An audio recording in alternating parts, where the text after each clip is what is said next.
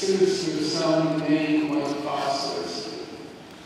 Didn't pay much attention. This time I did.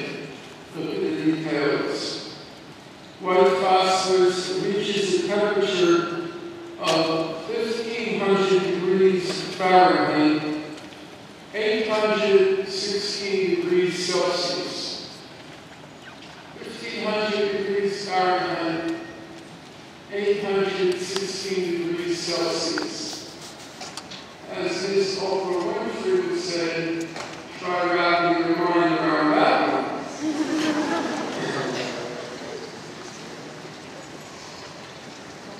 Now, what did Israel do with white phosphorus?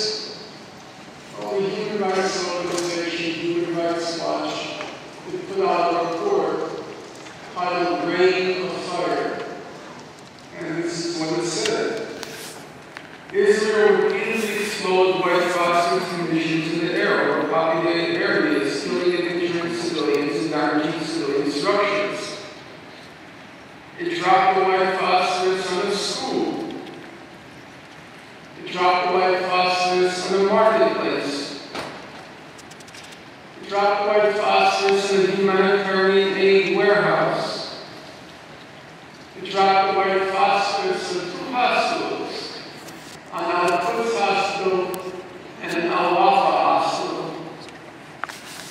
According to Human Rights Watch, the hospitals were clearly normal, and it does not appear to have been fighting in that immediate area.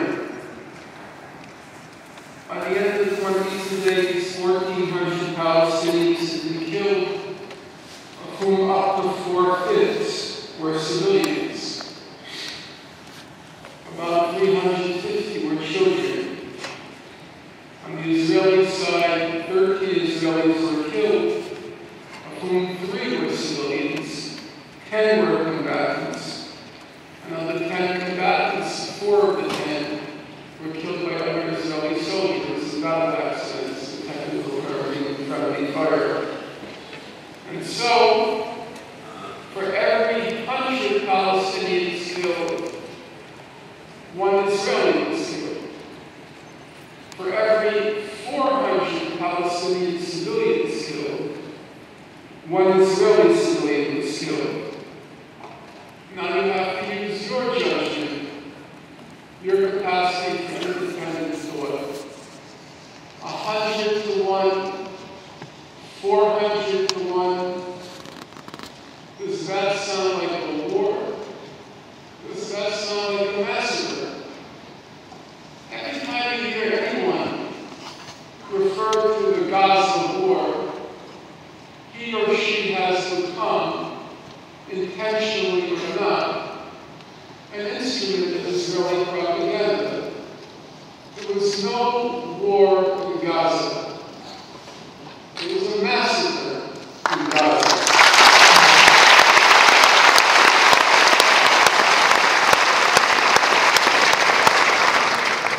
But the Israelis always have an explanation.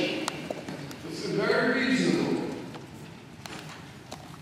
Always to explain everything. And so they had an explanation for what happened in Gaza.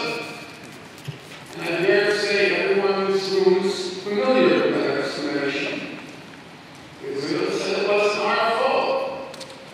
Because you know those Islamists, you know Hamas, they're not just crazy, they're cowards.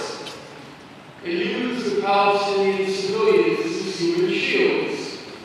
They hid behind them. And so we had no choice. It broke our hearts. We had no choice, though, but to kill Palestinian civilians because the Hamas terrorists were hiding behind them.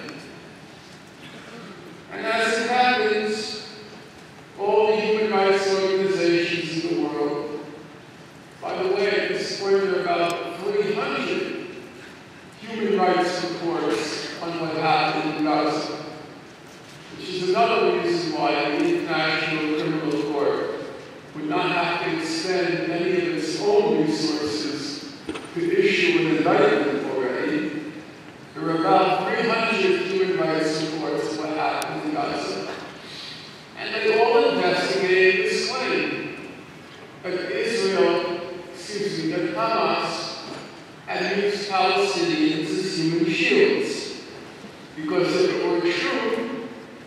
obviously significantly change the balance of legal responsibility for what happened.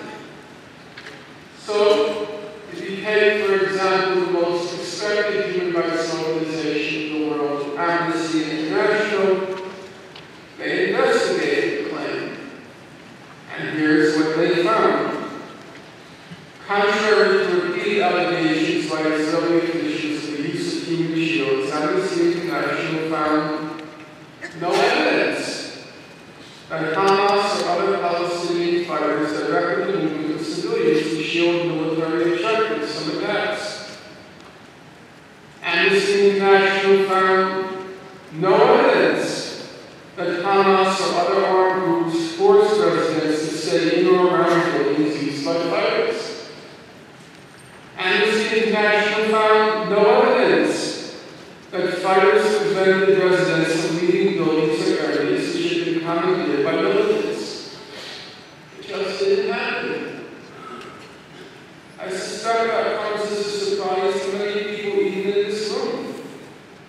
But Israel's main ally, which is recycled and repeated everywhere and nowhere, is simply not true.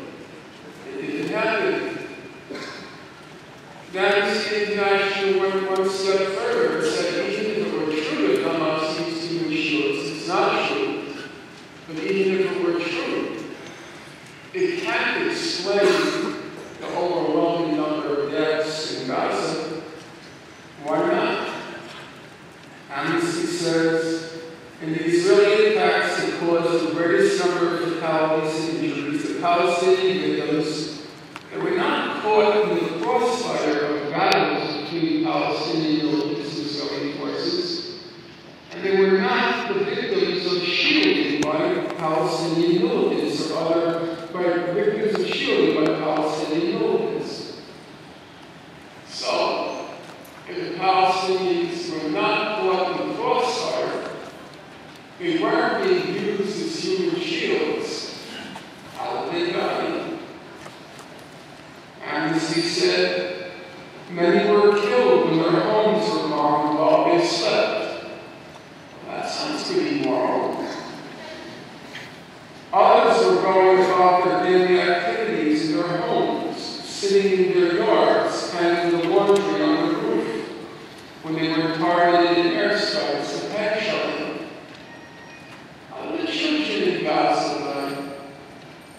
Amnesty said the children, they were studying or playing in their bedrooms or on the roof, or outside their homes, when they were struck by missiles or tank shells.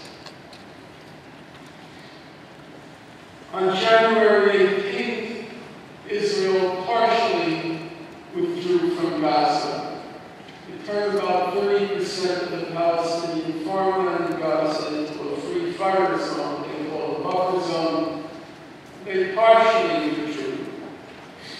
However, they were determined that the life of the people in Gaza would be yet more wretched after they left than when they entered. So although it's true that Israel used indiscriminate force in Gaza, firing everything in sight, which is a war crime under international law, it's also true that Israel's targeting in Gaza was very precise. The objective being to make the life of the people of Gaza yet more wretched. So Gaza had one operative flour mill. The other 4 flour mills were no longer functioning because Israel was not allowed to spare parts from the blockade. It had one operative flour mill, the El flour mill. And Israel very carefully destroyed it during the attack to make sure the people of Gaza would be deprived of their most basic staple. Gaza